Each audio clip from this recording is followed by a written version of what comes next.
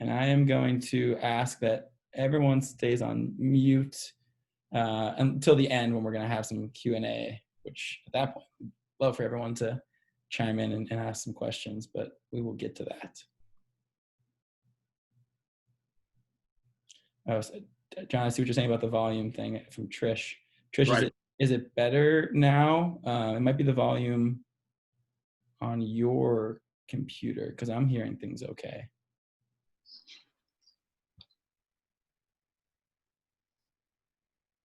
Should I go test? Well, can you hear me okay? All right, John? Right? Yeah. Okay. Oh, better with headphones. Okay, there we go. All right, cool. Great. All right. Yeah. We should get this thing rolling. Let me just pull up. Oh, it looks like Emily just joined us. All right. So I'm going to go ahead and share my screen.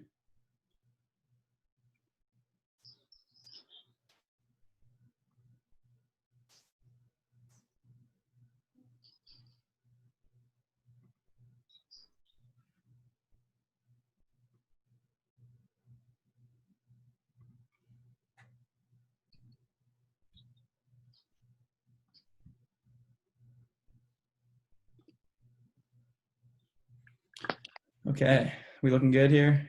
I can see it. Great. So just want to welcome everyone to the Community Democracy Webinar Series. My name is Josh Eisenfeld, and I am going to be your facilitator for the afternoon. And just before we get too far in, I want to do some housekeeping tips.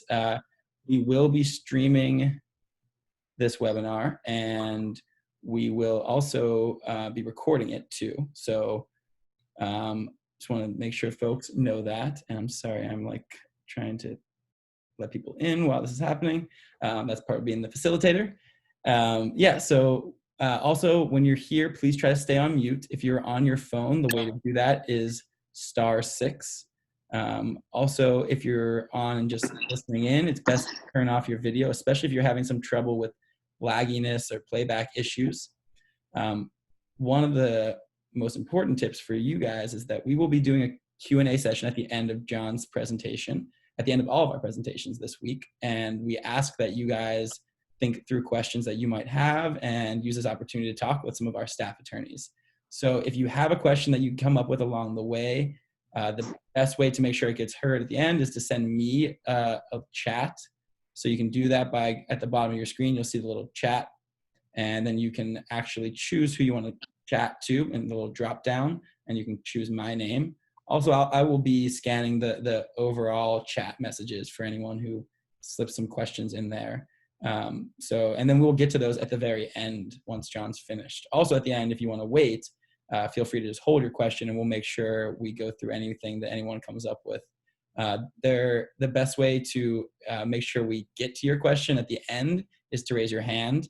And the way to do that is through the reactions tab. You'll see at the bottom of your screen, or if you're on your phone, that's *9 and it will raise your hand. And also along the way, we may have some links that we're sending to you for like ways to learn a little bit more about what John's saying. I don't actually know that we have any for today's, but that might apply more in the webinars later this week. Right. So a little bit about us. We are Fair Shake Environmental Legal Services. We're a nonprofit law firm that promotes access for justice for people and their environment. We provide legal services on an income basis. We do this work throughout the Appalachian Basin, in Ohio and Pennsylvania, and soon West Virginia, and beyond. And the goal with today's work and a lot of our work is to go beyond the courtroom and to provide supporting and tools for community leaders like yourselves. So we're really happy that you're here to join us so we can provide you those tools, because we can't do it without you. And so today's webinar will be an introduction to community democracy, and we're gonna get a nice little presentation from our host, John here. He is our staff attorney in Ohio. And at this point, I'm just gonna give you a few, if there's any ways you need to reach out to us, You know, you have questions that go beyond the topics we talk about today, or you want to stay in touch, here are some links, some ways to do that. You can, the best way to get in touch with us is to go to our website and go to the Contact Us page. You can drop us a line there, or you can get the access to our phone numbers, or you can send us an email. And of course, we can't do this work without support from folks like you. We are a nonprofit, and a portion of the proceeds that a portion of the revenue that we have comes from donations from individuals like you. So we want to thank you all who have donated, and thank you everyone who showed up today for this presentation. And now I'm going to kick it off to the main event, John here. All right. Everybody, can you hear me okay, Josh? I can hear you just fine. I'm going to unshare. Okay. I'll switch with you. Stop sharing. There we go. I just wanted to wave and say hello to everybody. My name is John here. I'm a staff attorney with Fair Shake Environmental Legal Services. I am based out of Akron. We also have a Pittsburgh office. I have been with Fair Shake. I started right before the pandemic, and so it's been quite an experience. And I think I've finally figured out a routine, but we're struggling with this new world of ours. And I really appreciate you guys taking the time out to come to this presentation. I hope that you get something out of it. This is really an introduction to our series, and our series is meant to mostly to empower everybody that's on this phone call and on this Zoom meeting. What we want to do is we want to enable you to get what you want out of your community. And that's really what we are aiming for with our community democracy series, is your desires with your community, and whatever that is. We are a nonprofit law firm. We do not have an agenda. We are not here to push any particular goal. We are here to help you with your goal. And so any community that is in flux or in change, or needs to be in change, that's where we are hoping that we can assist you. And that's what I'm going to cover today in my presentation. So let me see if I can share my screen here and get this going with my presentation. All right. Hopefully everybody can see the first slide of that.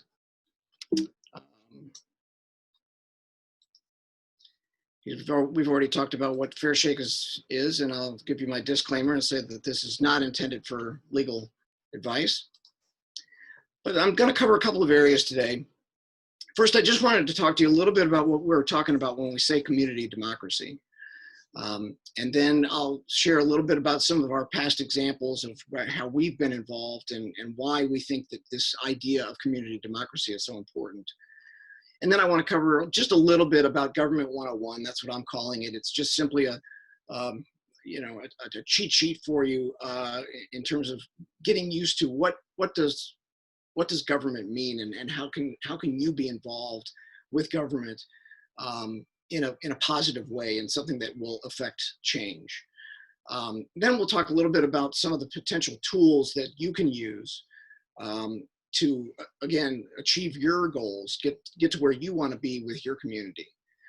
And then I'll discuss a little bit about how we can work together, how that would look if we were to work together in future collaborations.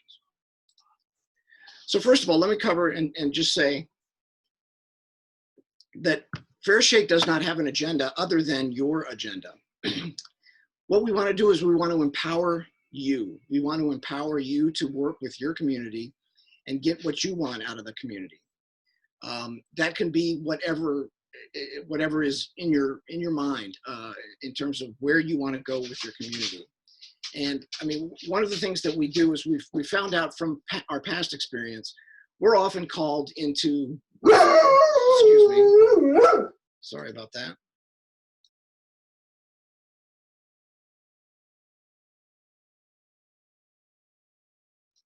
Sorry about that, folks. Little technical difficulty. What we've experienced in the past is often we find ourselves in sort of an emergency room mode where we've been called into a situation after something's happened. So we're reacting to a situation. We're reacting to what has happened. Some activity, some action has already occurred, and we're already in sort of an emergency mode. And that's not the best situation for any of us. What we would like to do is we would like to be able to get involved with you early in the process, early enough that we can really affect change before we get to that emergency mode where we're really in a reactionary mode. So instead of reacting, we're being proactive. And that is where we would like to be. And we think that you can do the most good for your community in that role. So how do you do that? How do you get there? What we would like to do is we would like to work with you, first of all, in trying to sort of determining what are your goals? What do you want out of your community? Do you want to encourage? Obviously, most people are very interested in getting jobs into their community, but a lot of people have ideas about what they want in terms of protecting their natural resources in their community. Whatever those goals look like, that's what we want to shape your future with you by working with you with your local government. So in order to do that, one of the ideas that I always come back to, and this is a phrase that has been used in the past, but it applies here, and that's really an active, informed citizenry. And that's what I think my goal is, to have, to help you become an active, informed citizenry. And that would be someone who's actually tied in with their local community in whatever way makes sense to that person. However that time commitment looks to you, get involved with the community in whatever fashion you can, stay informed and stay part of that community and work with that community for that goal that you've already decided. So one of the things that I also want to talk about is in this series that we're going to have, let me just cover a little bit about what you can expect. Today, I'm just going to talk about the idea of the community democracy. But in the presentations that you'll see this week, you'll see one of our attorneys will talk a little bit about thinking like an attorney before and after certain risks, situations that might arise. So where you might not need to have a lawyer with you, maybe you can use the way that a lawyer thinks to get where you need to be without hiring a lawyer. So he's going to cover some areas where he'll help you work through areas where you'll be able to think sort of like a lawyer, but where you won't need a lawyer, and it will hopefully allow you to achieve some of your goals without hiring a lawyer and without getting involved. But he'll explain it better than I can. We'll also have a presentation a little bit about some of the ideas that I'm going to introduce today, but that's more in terms of building your community through zoning issues and through zoning ideas. Those are we'll get into some very specific examples later on in the week, but I'm going to cover them just generally today. We'll also talk about some of the very important lead hazards that exist. Some of the very dangerous situations that we find with lead, and how that really is affecting environmental justice issues. And that's going to be covered, I think, on Thursday. And then finally, we'll cover what is being called entrepreneurship in agriculture. And it's really planning for entrepreneurship in various agricultural endeavors in your community. And that, like agricultural tourism, some of these ideas that have been really flourishing in some of the communities that we're involved in, and that'll be covered later on in the week. So I just wanted to introduce those subjects to you. But in all of those presentations, in all of them, what we want to do is we want to empower you. We want to help you develop and digest useful information so that we can assist you when you choose what your goals are. And that pathway forward is where we're going to hopefully be a partner with you the whole way through. As you choose your pathway forward, we hope to just be your partner along the way. And then if we achieve our goals, if you achieve your goal, we'll celebrate with you. If that goal is not achieved, then we'll maybe assess that and figure out a way that we can react to that. But we want to be your partner the whole way through. So as I said, some of the examples that we found ourselves in the past is where, say, a zoning decision has been already made. A zoning decision has already been made. That obviously is a situation where we can't do a whole lot other than try to react and perhaps appeal the situation. If we had been involved in maybe the consideration of the zoning decision beforehand, if we had gotten involved before, that obviously would be the better situation. If there's a permit appeal that is due next week, those are the kinds of situations that we find ourselves in quite often. Instead, we would much rather be involved early. So how do you do that? How do you get involved early? By learning really a little bit about how the government works. Now, I know this sounds silly, but we have to cover this because I want to make sure that it's clear. We're talking about 3 different levels of government in the United States: federal, state, and local. And I think that in issues that are important to most of our clients, the local government is a place where we can affect the most change. And so although there are federal and state opportunities for us to get involved and affect change, I think in many ways the local government is where you can really do the most good. So we're going to cover mostly the local government avenues. What do we mean by local government? Well, in Ohio and Pennsylvania, mostly we're talking about cities, townships, and villages. So whatever your municipality is called, wherever you live, it could be any one of these types of municipal organizations. Each one of them has a certain level of power that they might have to govern themselves. In Ohio, it's a very important concept called home rule. We'll talk about the home rule here in a second, but in terms of federal, state, and local, the local government is where you're finding zoning commissions, different agencies, building department, planning commission, various land use type organizations.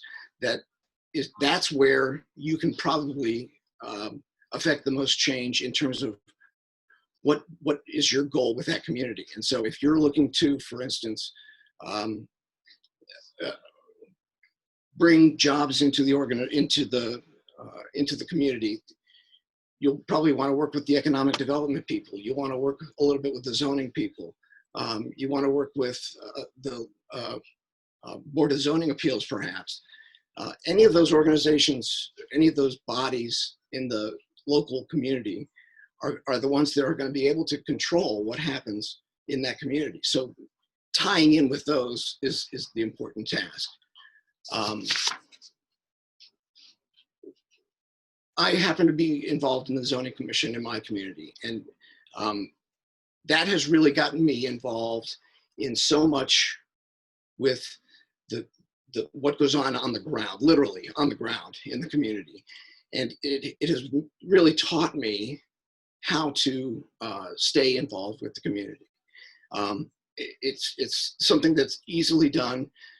You don't necessarily have to be on a commission. You can simply get on the email list of whatever commission that is important to you.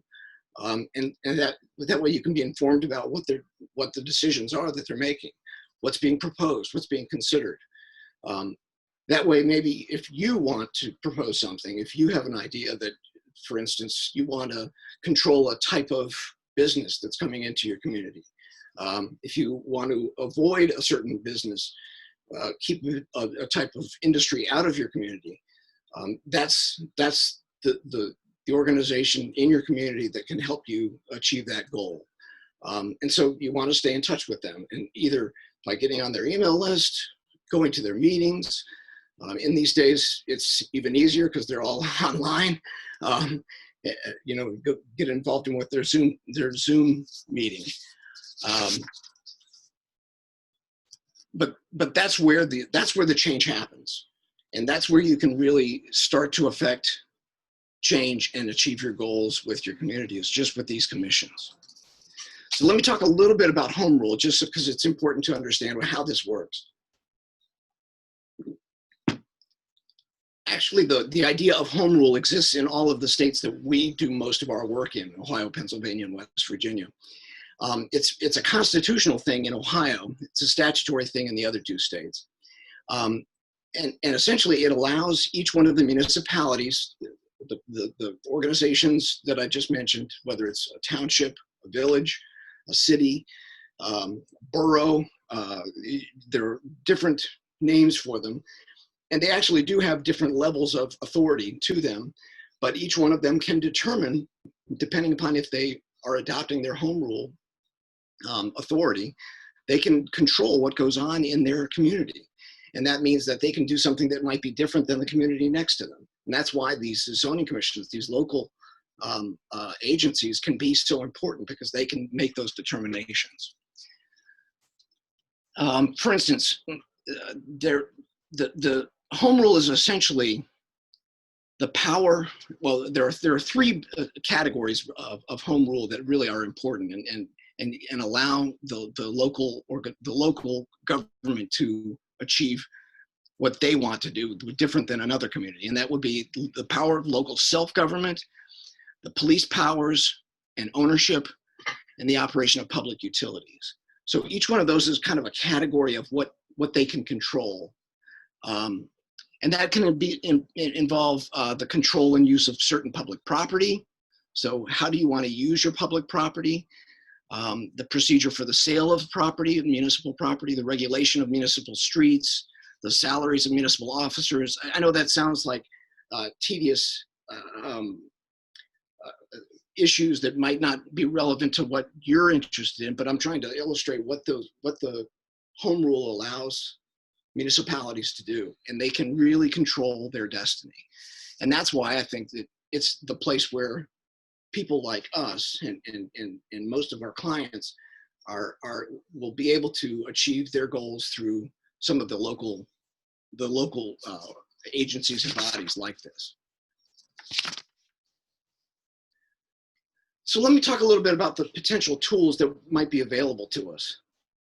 And this is just ideas that we've come across, we've had experience with, and some of them that can do some good. And there are pros and cons with any of these, of course. But the potential tools that might be available, first of all, one of the things that we can help you with is, first of all, sitting down with you and determining, okay, what are the assets? What are the resources that are in your community in the first place? What is it that you like about your community? You have to know what's in your community first to know what you want to protect and know what you want to advocate for. So what do you want to promote? Those are the kinds of meetings and the time spent that get you out in front of what it might be important to you and part of your goals. Determining what are your resources in your community? Is there a public park? Is there an area that you don't want certain types of businesses to be in? Do you want to concentrate certain industries or businesses in a particular area of the community? Do you want to keep out a particular industry completely? Those are the kinds of things that you can determine what your assets are and what your desires are first, and then we can kind of inventory basically your hometown. In that respect, a lot of times what can be very helpful at that stage is hiring an expert for very highly technical issues. Say, for instance, you wanted to assess what your streams and what your water sources are in your community. If you want to know where your wetlands are, what is the air quality? What are the soil conditions? What are the noise levels in your community?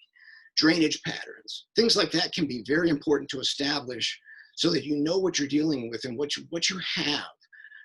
And then there, as I said, what you want to protect. One idea that we've come across is, for instance, if you want to know where are the public utilities, where are they located, where are the pipelines, for instance, in your community. Those are the things that can be exceedingly important just in terms of danger, knowing where things like that are. But but knowing where they are now and where they are potentially able to be placed or located. And again, is that something that you want to have control of? In a municipality, you can decide that, you know, in certain areas, a utility is not allowed.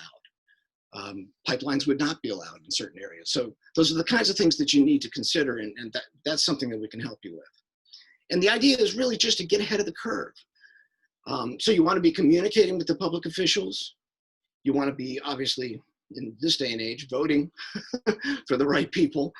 But perhaps you want to even become a public official. Maybe you want to join or be a part of the zoning commission like I am.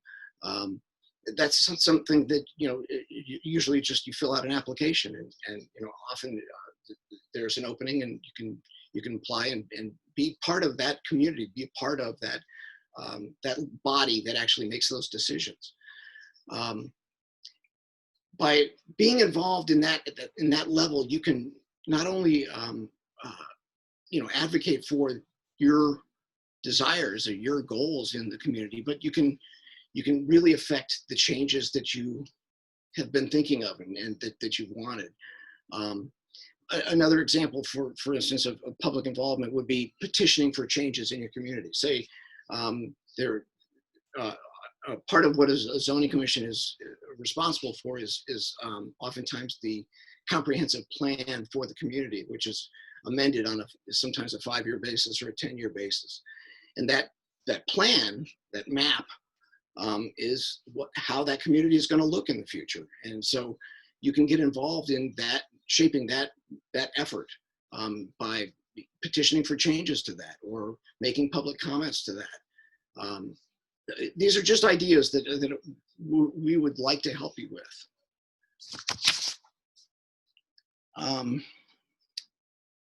I've got a couple of other examples on this particular slide. We've done this in the past where we've prepared a municipal resolution, and basically that's just an announcement of what the community feels or what the community thinks about a particular subject. And that can be somewhat helpful in terms of announcing to the public and to businesses in particular what the community's desires are for them, for that community. For instance, if they don't want to affect, in a negative way, if they don't want to affect their public resources, their natural resources. They say they're on the Ohio River, for instance, and they don't want to affect the Ohio River, the quality of the Ohio River. We've prepared resolutions to that effect. We've helped people draft legislation. These are the kinds of things that can affect change on a local level and, again, achieve your goals. Taxing authority and zoning authority, those are the public involvement that home rule allows. And with some assistance, we can help you with being involved in those sorts of efforts in your local community as well. And finally, the utilities idea, because some of the communities do have control over their own utilities, they can determine where they go, they can determine where they're allowed to be, and how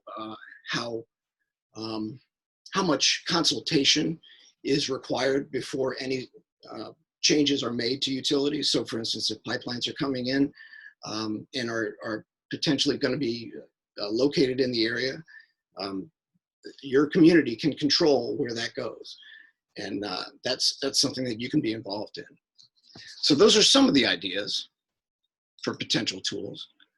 And this is, I think, what it would look like. You know, we could help you pass a resolution. We could help you with zoning resolutions. In some cases, we can negotiate an enforceable agreement with companies that are planning to bring, for instance, an industry into your area. And finally, the whole idea is really to plan out and develop your community's future. That's all we want to do, is we want to be your partner as you decide how you want to control your community into the future. And we would like to be part of that. So that is my presentation, and I'm hoping that maybe we inspired a few questions.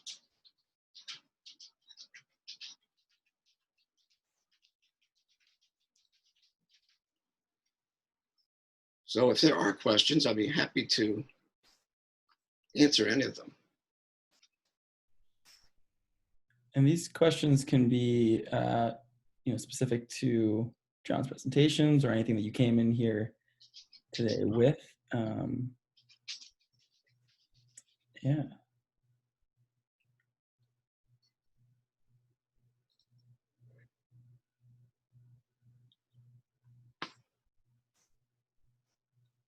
Has anybody been involved in their local community in respect to like either zoning commissions or dealing with local bodies like that? Anybody on the phone been involved like that?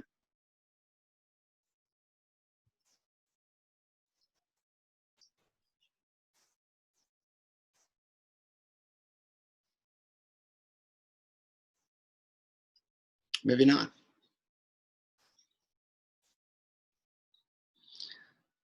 Bill, I guess, is thinking about getting involved. And Bill, if you're thinking about getting involved, what do you, if you don't mind telling or sharing, what is your thinking as far as getting involved? Are you getting involved in becoming a public official or just working with public officials? You all can feel free to unmute yourself and Becoming, well, good.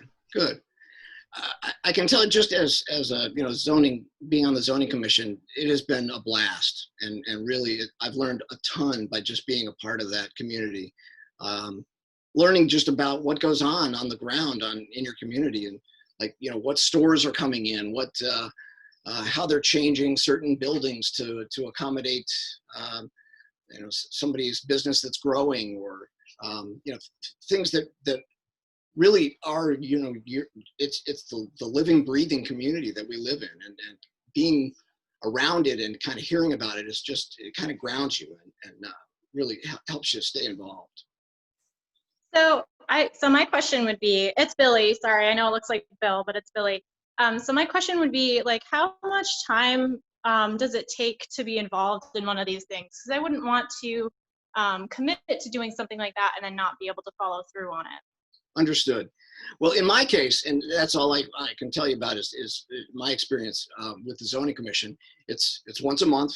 It's about 2 hours a month for the meeting. And there's maybe sometimes preparation in between, but rarely. So it's really like an hour or two a month. That's at least my experience. And it's fantastic. I mean, it really is. It's easy. They actually pay you about $2 an hour or something, but it's fun. Now, would you recommend that over like running for like a council seat, or local council seat? Now, I must say, if you're interested in a council position, that's much more involved. That's a much more detailed commitment, I'm sure, and one that would probably involve work. Sorry, I've got a dog that's pushing on me here. One that probably involves, work in between meetings. I would think that would be a much more, it could be even a more significant experience in a good way, but it would just be a more higher time commitment, I'm sure. We have an interesting question here from a right. I'm not sure who this is, but if you'd like, Alice, if you'd like to unmute yourself and just ask the question to John, I think it's a really good question, and kind of like what we're here to talk about. So, yeah, the question, I guess, is. Go ahead. I think Alice is actually. Go ahead. I'm sorry. Alice, you're unmuted. You can.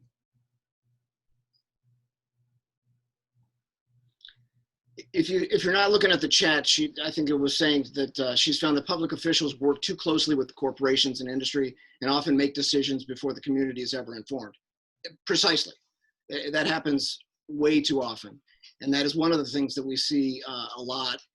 And that's why it's so important to be as involved as you can be. I mean, being either part of the decision-making bodies that we've been talking about, some of these commissions, and whether it's a planning commission or zoning commission, whatever, any kind of involvement with the local government will keep you informed of what some of those decisions are. If you don't want to be a part of the actual body that's making the decision, and you just want to clue into being a part of that information flow, that can be easy too. Well, they all have to announce what their agendas are before their meetings, and most of those are made public either on their website or through an email server, and oftentimes both. I know that I receive emails from several of the local boards that I'm not a part of, but I do want to stay in touch with what is on their agendas. And so I get a copy of their agenda every month, and I make sure that I know, okay, they're looking at this particular issue, and if that's important to me, then I'll show up at that meeting. But unfortunately, that means you do have to make that first connection, either tie into their email distribution list or go to the meetings themselves. But at least you can see on the agendas. If the subject matter doesn't make it to the agenda, then you've got a real issue that you could challenge potentially afterwards for not getting public notice. But those are some of the problems that we really do want to address, and that's how we often get involved, is after the fact, after the decision's been made. And those can be challenged, but that's often an uphill battle too. So getting involved first is the better option if you can.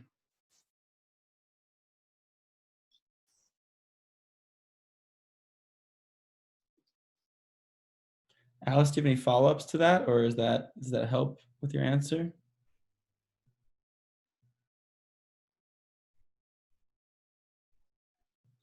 I have another question. Sure, Billy, go ahead. Yeah, so my other question is, so you've said that you've worked on like legislation. So if someone was looking to potentially put a ballot referendum out or something, or wanted to change their charter legislation, is that what you're talking about? Sure, yeah. Those sorts of changes are fundamental changes in a municipality that can really be effective. And those are very big time commitments. If someone's prepared for that kind of time commitment, we certainly could help out, and that's something that we can do.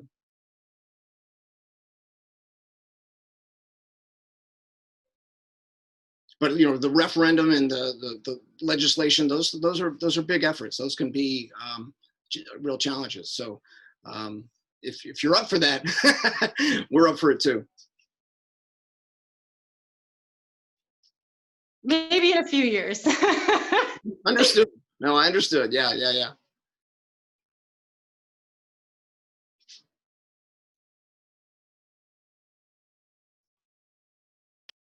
What do you think would be the best bang for your buck in terms of wanting to change things in your local community?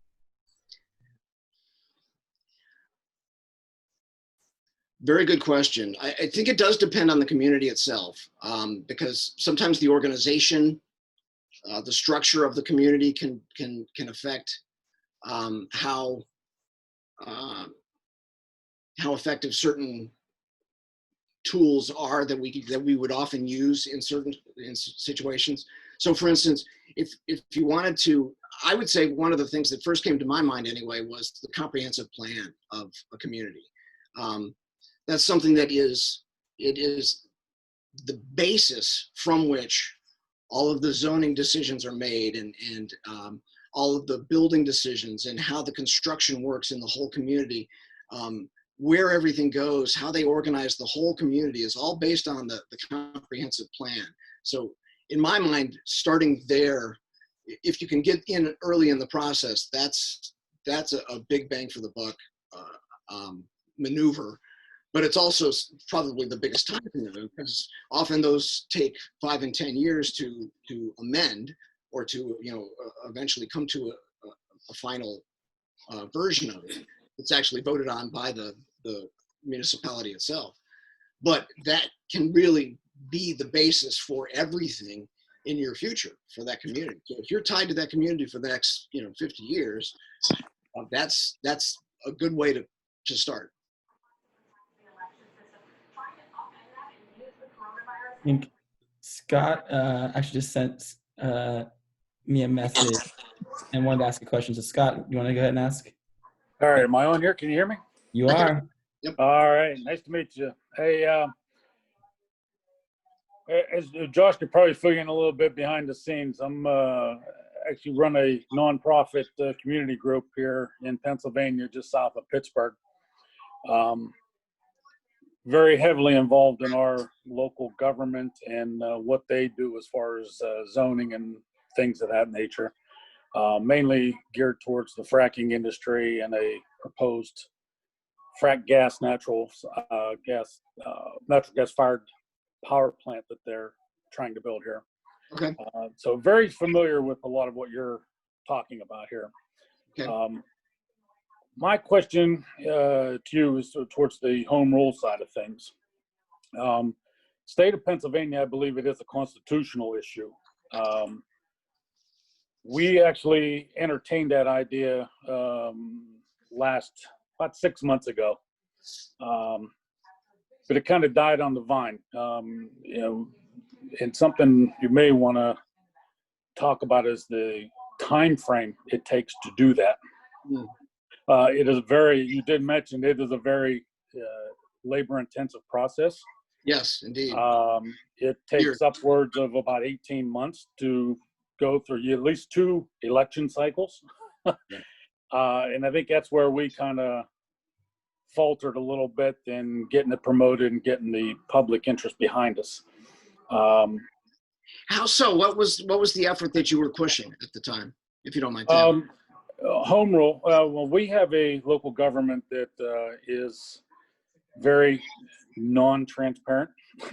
Okay. Yep. That's been one of our biggest hurdles, is getting good agendas out of these guys, getting them to talk to us, be engaged. And when we do present something, it just falls on deaf ears and they do whatever they want to do. But that's a whole different side of what we're doing here as well, as far as pursuing those guys and keeping them on the right track. Okay. But we did open up discussions amongst our following of about 150 people with our group. Our biggest hurdle was trying to find people committed to the time to put into doing this, because much like you said, even being involved in your local government, it's work. It's monthly meetings, if not multiple times a month. The home rule side of things, you actually create a charter, and these folks are actually voted into a position to see the charter through. Right. And we just had problems getting the people involved to the point to commit to doing that. To commit, like being on a charter commission, that kind of thing? Yes. Okay. Gotcha. It takes a lot of work, obviously. I mean, we had some people involved, but and part of that may have been us, the way we were selling it. It's an uphill battle, as you're probably familiar with. Well, especially, but it can be, the results, or the again, if the goal is to affect that change, whatever that change is that's in your charter that you're pushing, if that's, sometimes it's worth it to put in that work. And I understand it is work, and it can be, like you said, years of work. yes. Sometimes it can be worth it. Well, that's what we're hoping for. We were actually hoping to get another push at it here, and then this pandemic hit us, which makes it even that much harder. It does. It does. But we actually, you may or may not be familiar with our state attorney general's report Yes. on fracking here. Absolutely. We were actually hoping to rebound off of that a little bit to help promote people getting involved. That's because obviously we know that can be used. Yeah, I agree with you. That's a great tool that can be used. Yeah. That's something that you guys seem to be getting more involved in, and can help out in that regard. Because when we started it, we were involved with CellDef, who helped push your states up in the Akron area for Lake Erie. Right. Yep. So I didn't know if it's something that you guys get involved with, because they're stretched thin as it is. So when and if we do get around to doing this again, we may reach out to you guys and maybe for a little bit of help in that regard. I was going to suggest, contact me offline after this, and maybe we can work together. Absolutely. Yeah, I'm very familiar with all the folks here in the Pittsburgh, and you guys have been representing us for a couple of years now. So oh, excellent. Very, very nice working with you folks. Excellent. I'm glad to hear that. Yeah. But I'm definitely going to be following through the rest of this series here now that I got Josh to give me some links to link in here and do this. The rest of the presentations this week will be they're going to be more specific and probably give more specific tools and examples. And my was more general speaking, but hopefully they can help you too. Yeah. Have you done much else on the home rule side of things, or you guys just more or less just getting into it? I have in the past. Okay. Before I joined Fair Shake, I've been involved in a lot of municipal work. A law firm that I used to work with was one of the biggest municipal law firms in the state of Ohio. So I know more about Ohio than I do about Pennsylvania, obviously. But Sure. Yeah, it's a subject, like you said, it can be very time intensive and it's slow work. It's slow. Yeah. Well, I'll definitely contact you on the side just to follow up and compare stories with you. Excellent. Absolutely. Yeah. Anytime we'll shoot the stuff. Yeah. Thank you, sir. Yes, sir.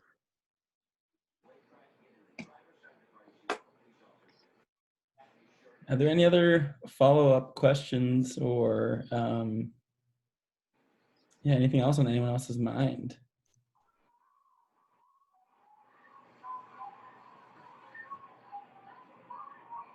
I think I heard a couple of interesting things that I just wanted to tap on. That all of this stuff is going to be really difficult work. We're talking about our neighborhoods and our communities and the places that we love. So it's going to be, we're talking about organizing a community and rallying around something. It's never an easy task. But it's one that's worth doing. So I think that we should all take that into consideration. What we're talking about today is just the surface level, and we're hoping to engage with folks who are willing to put in the time, or at least willing to organize people to put in the time. And that's where our services start. We are just here to help guide you along the way with the expertise that we have and the ideas that we have. But as someone who cares a lot about the community that they live in, I know that it's on me to work with my neighbors to bring about the changes that we want to see. And we want to do it before the things that we don't want to see happen. And I think that's the real focus point here today. So if anyone thinks of any other questions along those lines about getting ahead of the curve, about, stopping the bad before it starts, or just about bringing in the good before they even before they might know about what you are and your community, we would love to work with you all. And as I said before, the best way to get in contact with us is to go to our website, which is fairshake-els.org. And you know what? Actually, before we go too far, Alice did ask a follow-up question. Thank you for bringing that up, Nick. Okay, and the question is this. So can you challenge a government regulation that allows a corporation to operate, but that negatively affects the community? A corporation that pays off their fines as a cost of doing business. I think this is like, once again, exactly in like the conversation that we've been discussing about, damage is being done. And so John, do you want to try to take that one and with that context? Yeah, I'm looking here at the question. That's that's kind of what we do. We do challenge regulations like that, and we challenge certainly the corporation that is bringing about the negative changes and bringing about negative effects. That's certainly what we do. But one of the ideas, obviously, we're talking about community democracy in a way that gets you out in front of and perhaps hopefully is more proactive to prevent the situation that you're describing. But if it happens, if you're on the opposite side of it time-wise, and it's already happened, there are going to be ways to challenge almost, well, I don't want to say any situation, but the government has to be challenged if they're allowing any kind of activity to go on that is affecting you. It has to affect you, first of all, in order to give you legal standing to challenge it. But if you're part of the community that it's affecting, then yeah, absolutely, we can certainly challenge it and find a way to work with that. It's not as simple as just filing a lawsuit. It has to be something that, again, affects you and affects your property, either affects your personal health, for instance, or if it affects your personal property, your land, then it's something that we could work with you on. If it's just a general claim because it affects the community, that's a different subject. It's still a possibility that we might be able to challenge something that affects the entire community. Again, that's just, it would depend on the facts, but this is something that we do all the time. That's our bread and butter.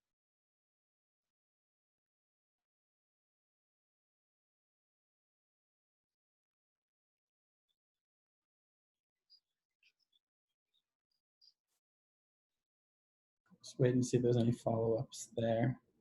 Yeah, I think one of the things that, just to maybe provide some context into like what we're talking about when we say community democracy is the opposite of that is like working with your community members to not allow a government that would be in place to allow this to happen, right? So working together with your neighbors to make sure that you have a government in place that understands what your priorities are, which in this case for Alice would be to have a government that puts the community's impacts and effects above corporate operations.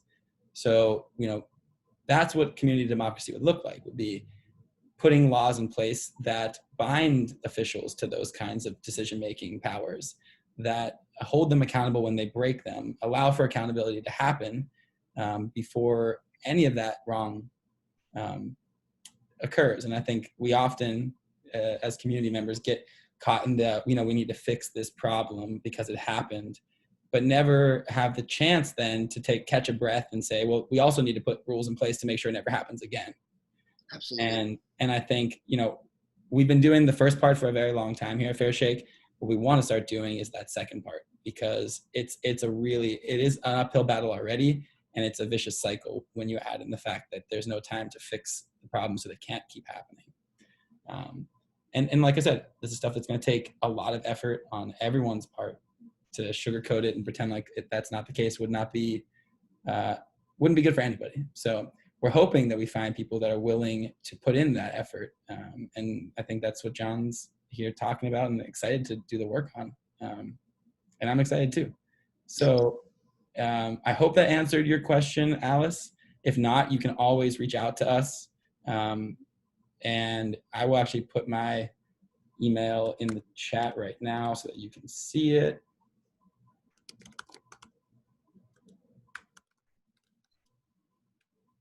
And also, anyone can send general interest or questions to this email. That's info@fairshake. And we encourage you guys to keep showing up the rest of this week, where we dig into some of the deeper contexts of zoning, of entrepreneurship and farming, of environmental justice and lead hazards, and thinking like an attorney. So this is just the first day of an exciting series, and we hope to see you all back the rest of this week. Thanks everyone for showing up. And we will also be sending up a follow-up of all this recording, and it's streamed live to Facebook. So please feel free to share with your friends and family. It's there living on Facebook right now. So thanks again for joining. We'll see you next time. All right. Take care, everybody.